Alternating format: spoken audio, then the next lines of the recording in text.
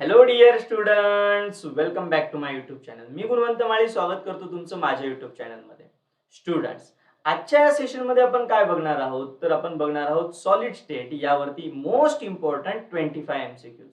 Students, मला माहिती आहे तुमचं सॉलिड स्टेटचं प्रिपरेशन झालंय, तर चला बघूया कोण फास्ट सॉल्व्ह करतंय 25 MCQs. आणि नक्कीच तुम्हाला देखील हे MCQs डेफिनेटली हेल्प करणार आहे तुमच्या एक्झामसाठी. सो प्रत्येक MCQचं तुम्हाला एक्सप्लेनेशन तर मी देणारच आहे, सोबत तुम्ही देखील फास्ट सॉल्व्ह करण्याची प्रॅक्टिस करायची. So without wasting a time आपण डायरेक्टली MCQ कडे जाऊया बाळांनो. So hair is our first MCQ is on our screen. So students बघा, फर्स्ट MCQ काय, Scottie defect generally appears in. कोणामध्ये बघायला मिळतो आपल्याला स्कॉटी डिफेक्ट? तर याची एक टिपिकल प्रॉपर्टी की हा आयोनिक मध्ये बघायला मिळतो. कोणामध्ये बघायला मिळतो? आयोनिक कंपाऊंड्स मध्ये. आणि as we know NaCl, KCl आणि CaCl तिघं पण आयोनिक कंपाऊंड्स आहेत. याचा अर्थ काय झाला की हा ऑल ऑफ दीज मध्ये प्रेझेंट आहे. So Schottky defect is generally appears in all of these. Schottky defect मध्ये एक गोष्ट पण लक्षात ठेवायची की कटायन आणि अनायन हे जे दोन आयन्स असतात, ऑब्विसली आयनिक मध्ये दोन आयन्स तर असणारच, कटायनिक आणि अनायनिक, यांची साईज ही जवळपास सेम असते. स्टुडंट्स, नियरली सेमच साईज असते. ही पण एक गोष्ट तुम्हाला लक्षात ठेवायची आहे. स्कॉटी डिफेक्ट मध्ये एक कटायन आणि एक अनायन दोघं पण लॉस होत असतात, पेअरिंग मध्ये लॉस होतात. म्हणजे एक कटायन एका अनायनला घेऊन गायब होऊन जातो, दॅट इज लॉस होतो. सो या काही गोष्टी आहेत ज्या स्कॉटी डिफेक्ट बद्दल तुम्ही लक्षात ठेवल्या पाहिजे आणि याचं करेक्ट आन्सर असेल option D, all of this. Yes, here is your next question. Crystal which are a good conductor of electricity and heat are known as. Obviously students, good conductor of heat and electricity कोण असतं तर good conductor of heat and electricity असतात metals. आणि metal पासून बनलेला जो crystals असेल तो obviously good conductor of heat and electricity असेल. So your correct answer is option C, that is metallic crystals. Here is our next question. Students, an element has a BCC structure having a unit cell 12.08 into 10 raised to 23. These are the unit cell. हे काय दिले तुम्हाला? Unit sale दिले. आणि कोणाचे दिले रे students? BCC चे दिलेले आहे. The number of atoms in the unit cell. Unit cell मध्ये किती ॲटम्स आहेत? बघा स्टुडंट्स, नंबर ऑफ ॲटम्स जर कॅल्क्युलेट करायचे असतील तर तुमच्याकडे दोन फॉर्म्युले असतात नंबर ऑफ ॲटम्स कॅल्क्युलेट करायचे. सिंपल फर्स्ट फॉर्म्युला आहे की युनिट सेल किती आहे मल्टिप्लाय बाय कोणतं स्ट्रक्चर आहे. जर BCC असेल तर एका युनिट सेल मध्ये, BCCच्या एका युनिट सेल मध्ये नंबर ऑफ ॲटम्स असतात 2. तसंच सिमिलरली जर FCC युनिट सेल दिला असेल तर त्याच्यामध्ये नंबर ऑफ ॲटम्स असतात 4. म्हणजे BCCच्या एका युनिट सेल मध्ये जर 2 ॲटम्स असतील तर एवढ्या युनिट सेल मध्ये किती ॲटम्स असतील? सो सिंपली युनिट सेलला तुम्ही मल्टिप्लाय करणार 2 ने. So number of unit cell होते 12.08 into 2. सॉरी, इट्स अ 2 हा. आन्सरला बच्चा party 24.16 into 10 raised to 23. So this much atoms are present in this much unit cell. So जर क्वेश्चन BCC च्या जागेवर FCC असतात तर तुम्ही 2 न मल्टिप्लाय न करता कितीने मल्टिप्लाय केलं असतं? 4 ने. Similar to that number of atoms आपल्याला कॅल्क्युलेट करायला येतात बाळांनो अजून एका फॉर्म्युल्याने. कोणत्या फॉर्म्युल्याने? That is x upon rho into AQ multiply by n. What is a x? x काय असतो तर मास. कधी कधी क्वेश्चन असा विचारला जातो, how many number of atoms present in 200 gram of this metal. 200 gram metal मध्ये किती ॲटम्स प्रेझेंट आहे? मग आता हे कसं कॅल्क्युलेट करायचं? तर थोडक्यात लक्षात ठेवायचं की आपल्याला 200 ग्रॅम हे मास दिलंय ना. सो पुट हिअर अ मास. त्यानंतर तुम्हाला त्याची डेन्सिटी पण गिव्हन असेल स्टुडंट्स. त्यासोबत ए म्हणजे काय तर एज लेंथ पण गिव्हन असते. ओके, इट्स एज लेंथ, तुम्हाला एज लेंथ पण गिव्हन असते. आणि n म्हणजे काय तर यांची व्हॅल्यू FCC असेल तर यांची व्हॅल्यू घ्यायची 4, BCC असेल तर यांची व्हॅल्यू घ्यायची 2, सिंपल क्यूबिक असेल तर यांची व्हॅल्यू घ्यायची 1. So these are the atoms present in the given unit cells. So अशा पद्धतीने तुम्ही फॉर्म्युल्यामध्ये व्हॅल्यू पुट केला की तुम्ही नंबर ऑफ ॲटम्स देखील कॅल्क्युलेट करू शकता. स्टुडंट्स, या टाइपचा न्यूमेरिकल आपल्याकडे आहे का? चला तर बघूया. Here is our next question. Among the following types of voids which one is the largest void? कुठला void आहे रे बाळांनो सगळ्यात largest? The correct answer is option B, cubic. Cubic void हा सगळ्यात लार्ज आहे बाळांनो. त्यानंतर नंबर लागतो तो म्हणजे ऑक्टाहेड्रल voidचा, त्यानंतर नंबर लागतो दॅट इज टेट्राहेड्रल वर्डचा, आणि सगळ्यात लास्ट नंबर लागतो बच्चापार्टी ट्रायंग्युलर वर्डचा. So your correct answer is option B. Here is our next question. Which one of the following defect in the crystal lower its density? कुठला defect आहे की जो डेन्सिटीला low करू शकतो? तर स्टुडंट्स बघा, मोस्ट इम्पॉर्टंट आपण दोन डिफेक्ट यामध्ये बघत असतो. एक असतो फ्रँकेल तर दुसरा असतो स्कॉटी डिफेक्ट. फ्रँकेल आणि स्कॉटी मध्ये डिफरन्स काय आहे? तर स्कॉटी मध्ये ज्यावेळेस डिफेक्ट अराइज होतो स्टुडंट्स, तर एक कटायन आणि एक अनायन त्याची रेग्युलर जागा सोडून देते. म्हणजे थोडक्यात तिथे क्रिएट होते बच्चापार्टी व्हॅकन्सी. तिथे काय क्रिएट होते? Vacancy, empty space. आणि एम्प्टी स्पेस क्रिएट झाल्यामुळे आपण असं म्हणतो की सरची तिथे डेन्सिटी डिक्रीज झाली. काय डिक्रीज झाली? डेन्सिटी डिक्रीज झाली. का बरं? तर कटायन अनायन लॉस झाला, मास कमी झालं, आणि जो व्हॉल्यूम होता व्हॉल्यूम रिमेन सेम. मग मास डिक्रीज झालं आणि व्हॉल्यूम कॉन्स्टंट आहे, तर ऑब्विसली डेन्सिटी जी येणार आहे ती डेन्सिटी पण काय होणार? डिक्रीज होणार. This is shown in a Schottky defect. हे आपल्याला कुठे बघायला मिळतं? स्कॉटी डिफेक्ट मध्ये. कटायन अनायन लॉस होत असतात पेयर मध्ये, जोडीने. फ्रँकेल मध्ये तसं नाही होत. फ्रँकेल मध्ये काय होतं? तर फ्रँकेल मध्ये एक कटायन अनायन जे असतात, तर यांची गंमत कशी असते की हा जो कटायन असतो हा कटायन स्मॉल असतो साईज मध्ये.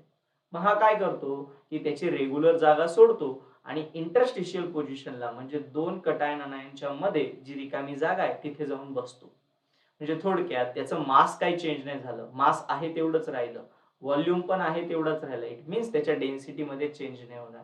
दिस is shown in a Frenkel. हे कोणामध्ये बघायला मिळतं आपल्याला? फ्रँकेल मध्ये. तर स्कॉटी मध्ये कटायन अनायन लॉस होतो म्हणून डेन्सिटी डिक्रीज होते, मास पण डिक्रीज होत असतं. So option D is the correct one. Which one of the following defect in the crystal lowers the density? That is correct answer is option B, Scotty defect. Here is our next question. If Z is the number of atoms in the unit cell that represent the closest pack sequence ABC ABC, the number of tetrahedral voids in the unit cell is equal to. बघा students, जर तुम्हाला number of atoms माहिती आहे, Z is the number of atoms, आणि तुम्हाला विचारले आहे tetrahedral voids, forget about the पॅकिंगचा विचार नका करू. तर एक गोष्ट लक्षात ठेवायची की नंबर ऑफ ॲटम्स जेवढे असतील तेवढेच असतात number of octahedral words. Number of octahedral word आणि नंबर ऑफ ॲटम्स जेवढे असतील त्याच्या डबल असतात बच्चापार्टी टेट्राहेड्रल वर्ड्स. काय असतात त्याच्या डबल? टेट्राहेड्रल वर्ड्स असतात. मग नंबर ऑफ ॲटम्स जर झेड आहे तर टेट्राहेड्रल वर्ड्स किती असतील?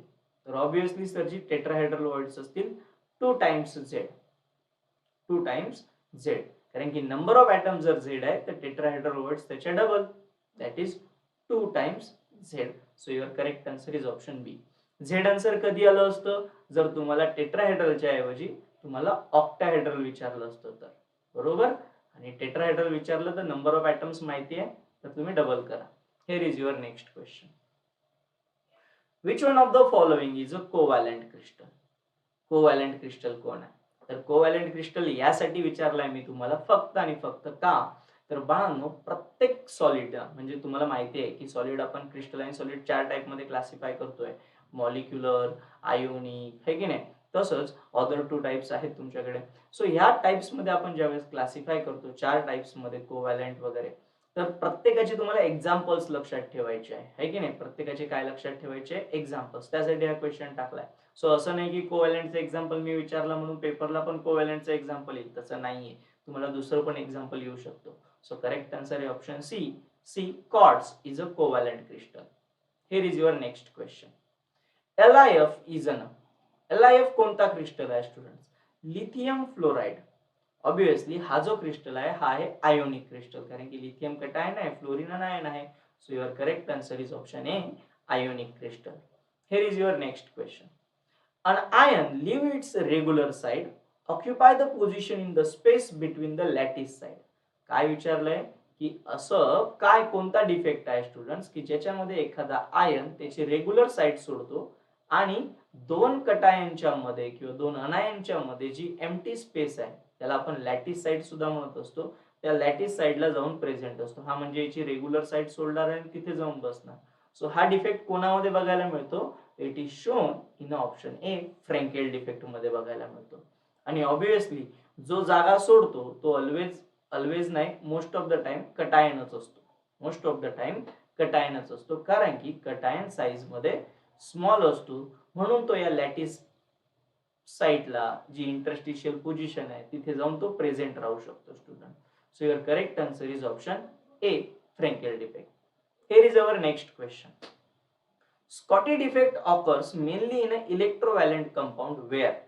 बर, स्कॉटी डिफेक्ट आपल्याला कोणामध्ये बघायला मिळतो की स्टुडंट्स ज्याच्यामध्ये पॉझिटिव्ह आयन म्हणजे कटायन आणि निगेटिव्ह आयन म्हणजे अनायन दोघांची साईज नियरली सेम असते किंवा सेम साईज असते.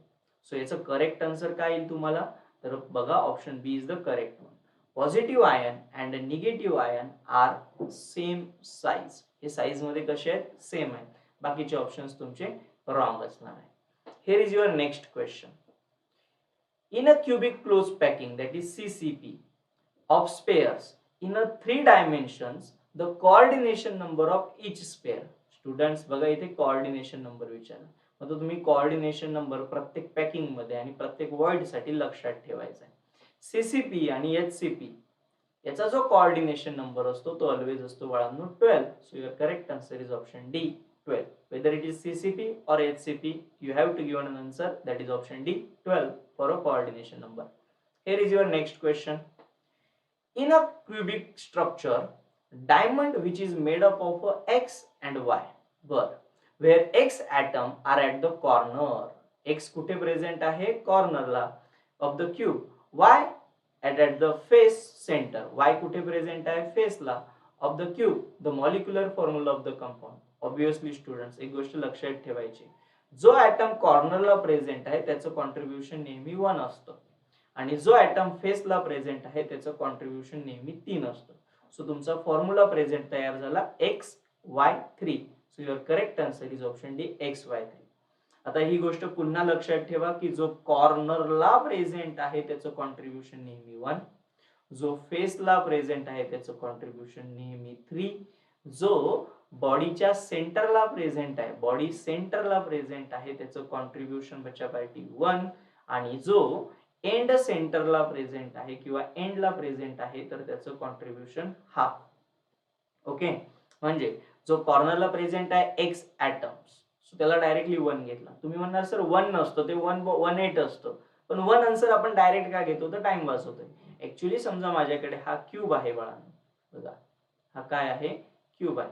आता जर माझा एखादा ऍटम या कॉर्नरला प्रेझेंट आहे तर त्याचं कॉन्ट्रीब्युशन काय होतं, 108 येतं. असे किती कॉर्नर्स आहेत तर 1 2 3 4 5 6 7 आणि 8 कॉर्नर्स आहेत. सो मल्टिप्लाय बाय 8 किती कॉन्ट्रीब्युशन आलं, 1 आलं. सो कॉर्नर वाल्याला डायरेक्टली 1 घ्या, फेस वाल्याला डायरेक्टली 3 घ्या, बॉडी सेंटर वाल्याला 1 घ्या आणि एंड सेंटर वाल्याला हाफ घ्या.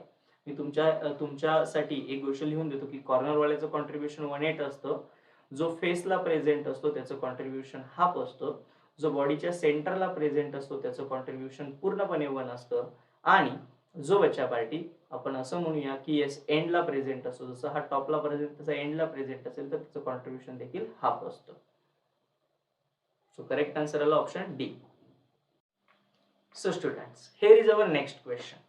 The ability of a given substance to assume 2 or more crystalline structure is called, काय म्हणतात रे बाळांनो, ज्यावेळेस एक सबस्टन्स वेगवेगळ्या फॉर्म मध्ये प्रेझेंट असतो then it is called option C polymorphism. वेगवेगळे सबस्टन्स ज्यावेळेस सिंगल फॉर्म मध्ये असतील तर त्याला आपण म्हणतो आयसोमॉर्फिझम. ज्यावेळेस सिंगल सबस्टन्स आहे आणि डिफरंट फॉर्म मध्ये प्रेझेंट आहे then it is called polymorphism. Here is our next question. Copper crystallizes in a FCC with a unit cell length 361 picometer. बाळांनो युनिट सेल लेंथ म्हणजे थोडक्यात त्यांना एज लेंथ म्हणायचं असतं. What is the radius of copper atom? Copper ॲटमचा radius किती? Students बघा, दिलेला आहे एफसीसी, आणि एफसीसी साठी जर तुम्हाला रेडियस काढायचा असेल तर तुम्ही काय करणार, सिम्पली रेडियसचा फॉर्म्युला वापरणार. What is the formula for a radius in case of FCC? That is 0.3535 multiply by edge length. Edge length किती आहे, 361. आता इथे जे आन्सर्स दिले ते पिकोमीटर मध्ये आहे म्हणून आपण एज लेंथ पिकोमीटर मध्येच वापरणार. जर दिलेले आन्सर सेंटीमीटर मध्ये असते तर आपण पिकोमीटरला कन्वर्ट केलं असतं स्टुडंट सेंटीमीटर मध्ये. ओके, सो लक्षात ठेवायचं आहे. दॅट इज मल्टिप्लाय बाय 10⁻⁻10 ने मल्टिप्लाय करून सेंटीमीटर मध्ये कन्वर्ट केलं असतं. सो बघा बच्चा पार्टी, सिंपल आता तुम्हाला इथे हे मल्टिप्लिकेशन करायचंय. 0.3535 ला 361 ने मल्टिप्लाय करायचं. कॅल्क्युलेशन करत असताना एक गोष्ट डोक्यात ठेवायची, खूप मोठ्या कॅल्क्युलेशनच्या भानगडीत पडायचं नाहीये. आता हा 3535 आहे, हा 3.5 आहे, म्हणजे अप्रॉक्स यांचं आन्सर जे असेल बाळांनो, कोणाला तरी एकाला 4 कन्सिडर करून जर तुम्ही आन्सर कन्सिडर केलं तर 4×12 जवळपास तुमचं आन्सर 127 च्या आसपास आलं पाहिजे. बरोबर. सो खूप जास्त कॅल्क्युलेशनच्या भानगडीत पडू नका.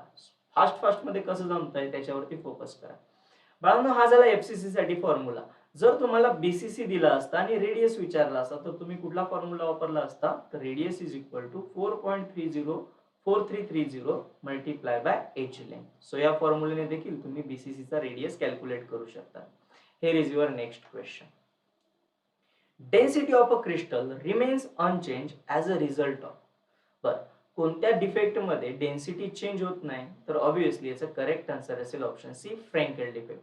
याच्यामध्ये डेन्सिटी चेंज होत नाही. का? तर जो कटायन मिस होतोय बाळांनो, तो कटायन फक्त त्याची रेग्युलर साईड सोडून दोन कटायन किंवा अनायनच्या मध्ये असलेली जी इंटरस्टिशियल पोझिशन आहे तिथे प्रेझेंट होतोय.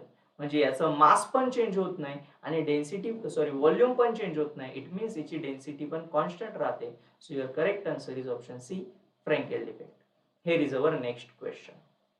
A solid X melts slightly above the 273 Kelvin and it's a poor conductor of heat and electricity.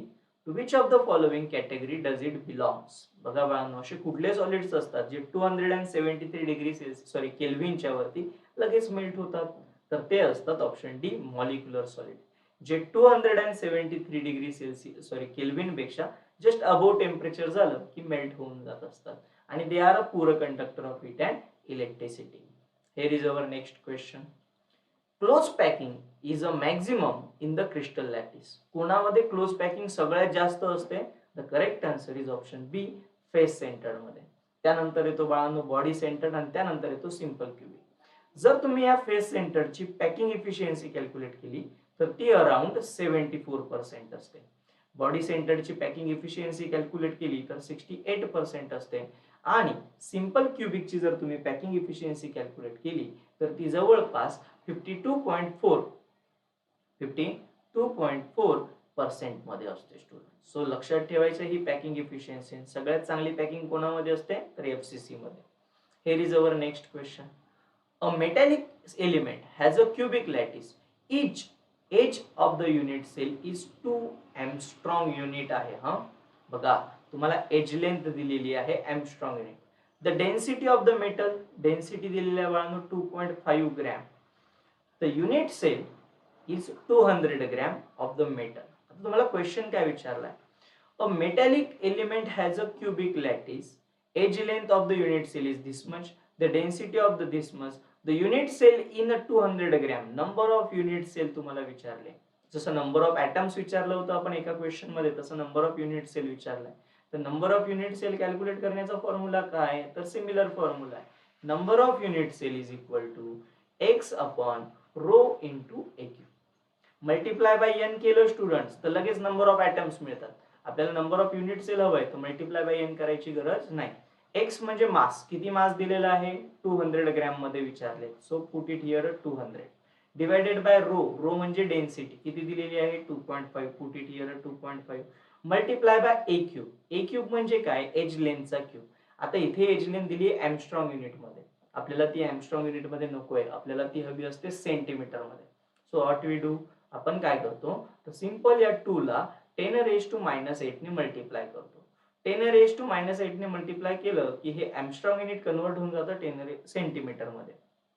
So put it here 2 × 10⁻⁸ चा क्यूब, कारण की ए चा क्यूब आहे.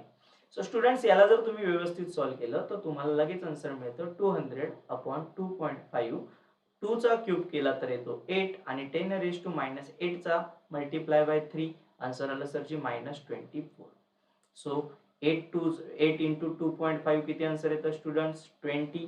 बरोबर, आन्सर येतं 20 इंटू 10⁻⁻24. सो 20 आणि हा 200 ला डिवाइड केला आन्सर आलं 10. 10⁻⁻24 वरती गेला +24 सो आन्सर आलं 10 into 10⁻²4. सो हा झाला total 10⁻25. So your correct answer is option D, 1 into 10⁻25 is the correct one. Here is your next question. Which among the following solid is a non-polar solid? कुठला solid आहे रे बाळांनो? Non polar. The correct answer is option D, carbon dioxide. मी सांगितलंय तुम्हाला already, तुम्हाला सगळे examples classification of crystalline solid मध्ये असलेले सगळे एक्झाम्पल्स वाचून ठेवायचे. कधून कुठला एक्झाम्पल्स विचारला जाईल सांगता येत नाही. कार्बन डायऑक्साइड जो आहे बाळांनो तो नॉन पोलार आहे, कारण की त्याची डायपोल मुवमेंट एकमेकांना एक्झॅक्टली अपोजिट असते, त्यामुळे ती कॅन्सल करते. Here is your next question. In which among the following solids Scotty defect is not observed? Scotty defect कोणामध्ये बघायला मिळत नाही. Its correct answer is option E, zinc sulphide. So याच्यात का नाही बघायला मिळत? फर्स्ट ऑफ ऑल हे तर आयोनिक आहे. झिंक सल्फाइड मध्ये होतं काय, यांचा जो साईज आहे, size of cation that is zinc and अनायन that is sulphide, या दोघांमध्ये जो डिफरन्स आहे तो लार्ज डिफरन्स आहे. लार्ज डिफरन्स आहे, आणि लार्ज डिफरन्स असल्यामुळे हे दोघं एकमेकांसोबत फिरायला जात नाही. म्हणजे थोडक्यात स्कॉटी डिफेक्ट दाखवत नाही. स्कॉटी डिफेक्ट म्हटलं ना तर ही गोष्ट लक्षात ठेवायची, कटायन अनायन दोघं मिळून फिरायला जाणार, ज्याच्यामुळे डेन्सिटी कमी होणार, इलेक्ट्रिक न्यूट्रलिटी प्रिझर्व राहणार. हे दोघं एकमेकांसोबत फिरायला तेव्हाच जाणार ज्यावेळेस दोघांची साईज सेम असेल. जर एक घोडा आणि एक बैल असेल तर फिरायला जाणार नाही students. Here is your next question. Which among the following pair of the compound is not isomorphous? Isomorphous चे खूप सारे एक्झाम्पल्स आपल्या टेक्स्ट बुक मध्ये दिले. कोण नाहीये तर ऑप्शन डी, NaCl आणि KCl हे आयसोमॉर्फस नाहीये. बाकी तीन एक्झाम्पल्स आपल्याला टेक्स्ट बुक मध्येच दिलेले आहेत. Here is your next question. The percentage of unoccupied volume in a simple cubic unit cell. Unoccupied म्हणजे काय रे बाळांनो? तर वॉइड विचारलाय. आणि वॉइड कसा कॅल्क्युलेट करतात? तर 100 मधून जर तुम्ही पॅकिंग इफिशियन्सी मायनस केली की तुम्हाला वॉइड मिळत असतो. मग जर आपल्याला सिंपल क्यूबिक साठी वॉइड कॅल्क्युलेट करायचा असेल तर 100 मायनस सिंपल क्यूबिकची पॅकिंग इफिशियन्सी किती असते? 52.4. सबस्ट्रॅक्शन केलं तर आन्सर येऊन जातं सर 47.6. ही आली तुमचा void that is unoccupied space. Okay, packing efficiency सगळ्यांची आपण ऑलरेडी लिहिलेली आहे. हा आला void. So your correct answer is option D, that is unoccupied volume. Similarly तुम्ही FCC चा वॉइड किती आहे आणि BCC चा वॉइड किती याला कमेंट सेक्शन मध्ये टाकायचं आहे. FCC चा कसा कॅल्क्युलेट करणार? 100 मायनस 74. आणि BCC कसा कॅल्क्युलेट करणार? तर 100 मायनस 68. एवढं सिंपल आहे. अनऑक्युपाइड व्हॉल्यूम पेपरला विचारलेलं वॉइड आहे की अनऑक्युपाइड व्हॉल्यूम आहे हे एकदा चेक करायचं. Here is your next question students. How many total constituent particles or atoms are present in the simple cubic? Simple cubic मध्ये किती कॉन्स्टिट्यूएंट पार्टिकल्स असतात? म्हणजे थोडक्यात सिंपल क्यूबिक किती ॲटमचा बनतो? That is nothing but the value of n. बाळांनो, simple cubic मध्ये atoms असतात 1, बॉडी सेंटर्ड मध्ये ॲटम्स असतात 2 आणि फेस सेंटर्ड मध्ये ॲटम्स असतात 4. म्हणजे सिंपल क्यूबिक हा एका ॲटमचा मिळून बनतो, बॉडी सेंटर्ड 2 ॲटमचे मिळून बनतात आणि फेस सेंटर्ड 4 ॲटम्सचे मिळून बनत असतात. आपल्याला इथे सिंपल क्यूबिक विचारलाय. So your correct answer is option A, 1. Here is your next question. If a metal crystal lies in a BCC structure, so this is important, BCC, with the edge length 4.29 into 10 raised to minus 8 edge length दिली, the radius of metal atom, तुम्हाला radius विचारलं. मग radius काढण्याचा formula काय BCC साठी? तर that is 0.4330 multiply by 4.29 into 10 raised to minus 8. This is the edge length and this is the constant value. Simple multiplication केलं बाळांनो तर आन्सर यायला पाहिजे तुमचं जवळपास option A, 1.86 into 10 raised to minus 8 is the correct one. अतिशय सोपा numerical आहे. Here is your next question. Which among the following defect is observed in a brass? अरे ब्रास कसा असतो? तो ब्रास मध्ये दोन प्रकारचे मेटल्स प्रेझेंट असतात. एक असतो कॉपर आणि दुसरा असतो झिंक. हा जो कॉपर असतो त्याचा पहिल्यांदा हा सगळा बनलेला असतो, कॉपर कॉपर कॉपर असतो इथे सगळ्या ठिकाणी, म्हणजे कॉपरला आपण होस्ट म्हणत असतो.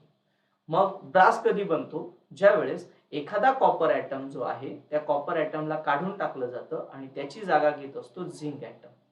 सो कॉपरला रिप्लेस केलं जातं झिंकने, तर झिंकला इथे आपण म्हणत असतो याच्या पाठी इट्स अ गेस्ट. हा काय आहे? एक प्रकारचा गेस्ट आहे. So copper is the host, zinc is a guest आणि दोघांनी मिळून बनतो ब्रास. म्हणजे थोडक्यात कॉपरला झिंकने सबस्टिट्यूट केलं म्हणून या डिफेक्टला किंवा या इम्प्युरिटीला म्हटलं जातं सबस्टिट्यूशनल इम्प्युरिटी डिफेक्ट. ओके, सो हे होते बच्चा पार्टी तुमचे टोटल 25 एमसीक्यूज. हे खूप इम्पॉर्टंट एमसीक्यूज आहे. असं नका समजू की हा आपण एकच एमसीक्यू सोडवला. याच्यासारखे सिमिलर एमसीक्यूज काय येऊ शकतात पेपरला हे तुम्ही सॉल्व्ह करायचे आणि असेच कंटिन्युअसली तुम्हाला एमसीक्यूज मी प्रोव्हाइड करणार आहे. सो त्यासाठी चॅनलला सबस्क्राईब केलं नसेल तर सबस्क्राईब करा. प्रत्येक व्हिडिओचं नोटिफिकेशन तुमच्यासाठी तुमच्यापर्यंत यावं असं जर तुम्हाला वाटत असेल तर तिथे असलेल्या बेल आयकॉनला क्लिक करा. आणि हो, व्हिडिओच्या डिस्क्रिप्शन बॉक्समध्ये मी तुम्हाला टेलिग्राम चॅनलची लिंक देखील शेअर केली आहे. सो त्या टेलिग्राम चॅनलला जॉईन करून घ्या स्टुडंट्स. तुम्ही जर टेलिग्राम चॅनलला जॉईन केलं ना तर तुम्हाला सगळ्या व्हिडिओच्या नोटिफिकेशन तिथे लिंक सहित मिळून जातील. यासोबतच आपल्या युट्यूब चॅनलचं नाव तर माहिती आहे तुम्हाला, केमिस्ट्री बाय गुणवंत माली, आणि व्हॉट्सअप नंबर देखील मी तुमच्यासोबत शेअर केला आहे. जर if you have any difficulty तुम्ही तिथे विचारू शकता.